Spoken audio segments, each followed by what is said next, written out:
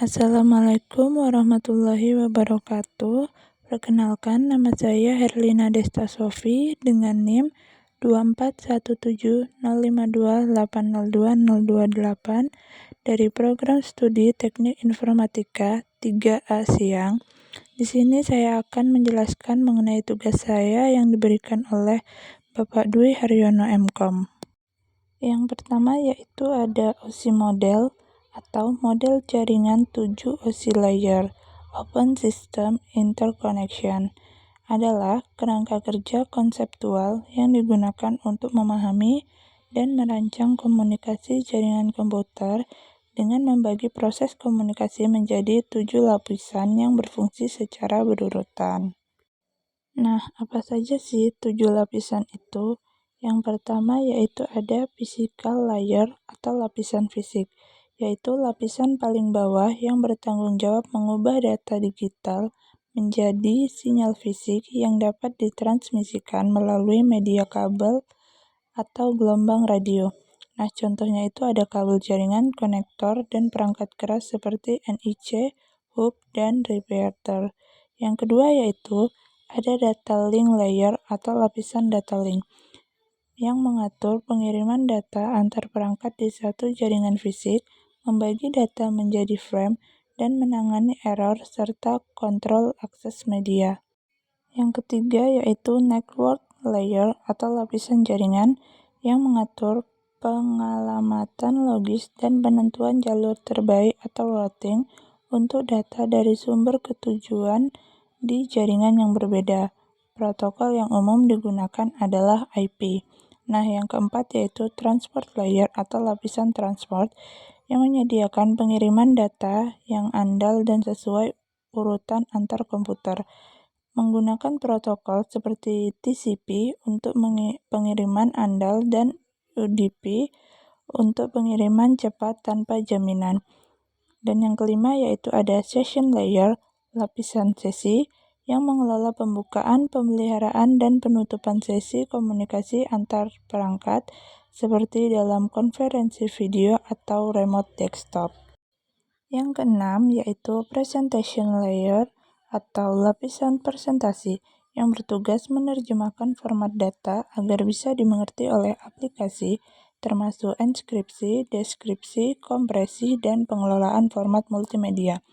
Dan yang terakhir yaitu application layer atau lapisan aplikasi yang itu lapisan tertinggi yang menyediakan layanan jaringan langsung ke aplikasi pengguna seperti web browser, email, dan transfer file menggunakan protokol seperti HTTP, FTP, SMTP, dan DNS.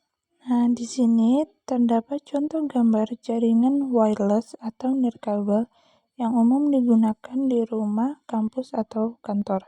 Jaringan ini memungkinkan perangkat seperti smartphone, laptop, dan PC terhubung ke internet tanpa menggunakan kabel. Nah, di sini saya juga akan menjelaskan perangkat atau peralatan pendukung jaringan wireless tersebut.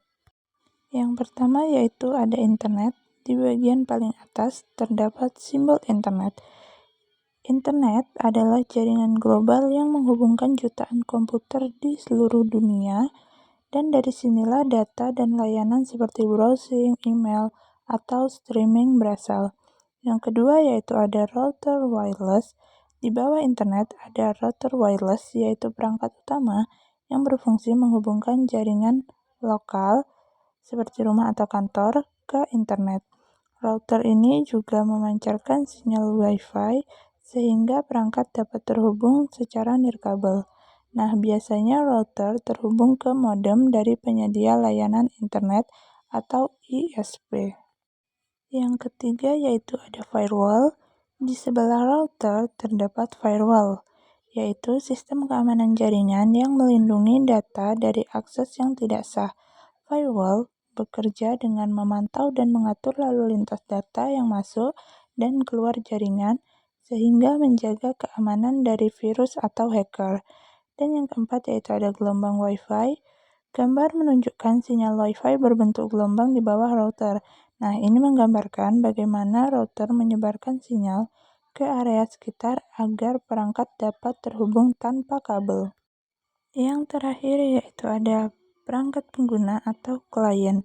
Di bagian bawah terdapat 3 perangkat pengguna, yaitu ada smartphone, terhubung ke jaringan menggunakan Wi-Fi untuk mengakses internet, media sosial, dan aplikasi online. Yang kedua yaitu laptop, digunakan untuk aktivitas seperti mengetik, belajar online, atau rapat daring, terhubung juga melalui Wi-Fi. Dan yang ketiga yaitu ada PC atau Wi-Fi, komputer desktop yang dilengkapi adapter Wi-Fi agar bisa terhubung tanpa kabel. Nah, semua perangkat ini menerima sinyal dari router secara bebas tanpa kabel atau wireless, sehingga pengguna dapat berpindah tempat dengan mudah tanpa terganggu oleh kabel LAN. Kesimpulannya yaitu, model OSI layer menjelaskan bagaimana proses komunikasi data terjadi dalam jaringan komputer secara bertahap dan terstruktur melalui 7 lapisan, mulai dari lapisan fisik hingga aplikasi. Setiap layer memiliki fungsi spesifik, saling berhubungan, dan bekerja sama agar data dapat dikirim serta diterima dengan benar antara perangkat satu dengan yang lainnya. Dengan adanya model ini, proses komunikasi jaringan menjadi lebih mudah dipahami, dikelola, dan dikembangkan sesuai kebutuhan teknologi. Sementara itu, jaringan wireless merupakan bentuk penerapan komunikasi data tanpa kabel yang memanfaatkan gelombang radio untuk menghubungkan perangkat seperti laptop, smartphone, dan komputer ke internet melalui router. Jaringan ini memberikan kemudahan mobilitas, efisiensi, serta fleksibilitas tinggi karena pengguna dapat terhubung dari berbagai tempat tanpa terikat oleh kabel fisik.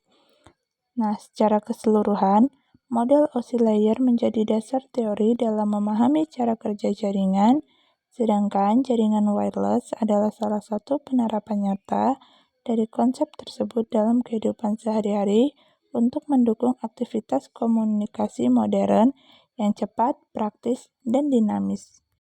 Sekian penjelasan dari saya, kurang dan lebihnya mohon dimaafkan. Terima kasih.